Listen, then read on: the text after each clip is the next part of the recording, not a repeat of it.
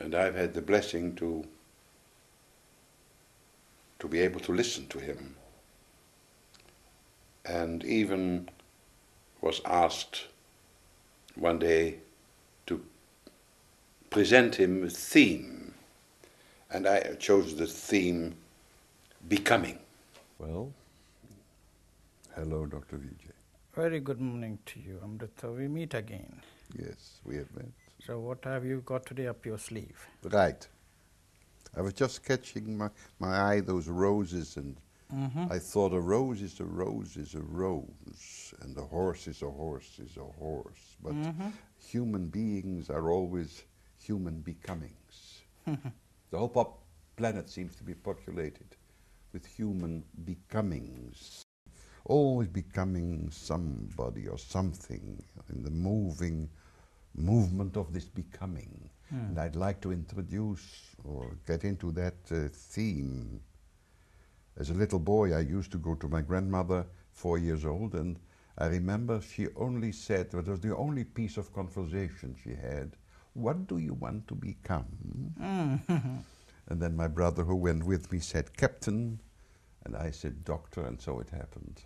But it's much more than this grandmother saying this, "What do you want to become?" It is a mighty movement of becoming. And I'd like to have a conversation about this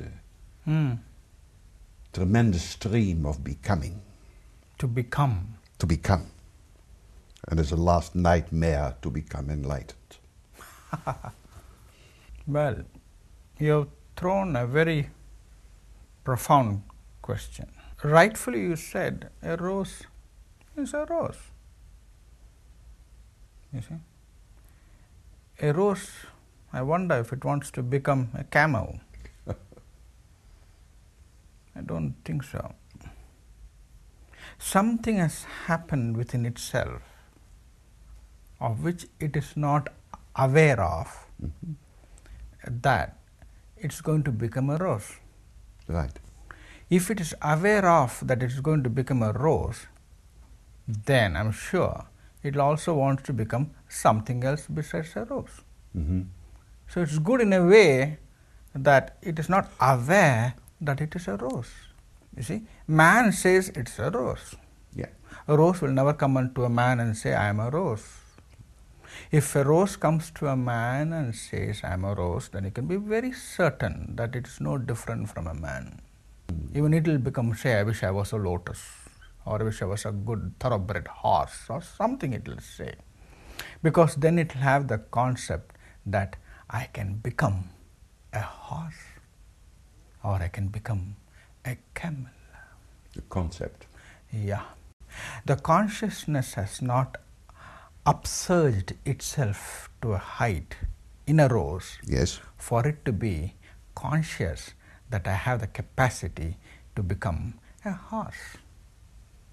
The consciousness in man has evolved over a period of apparent time. Yes.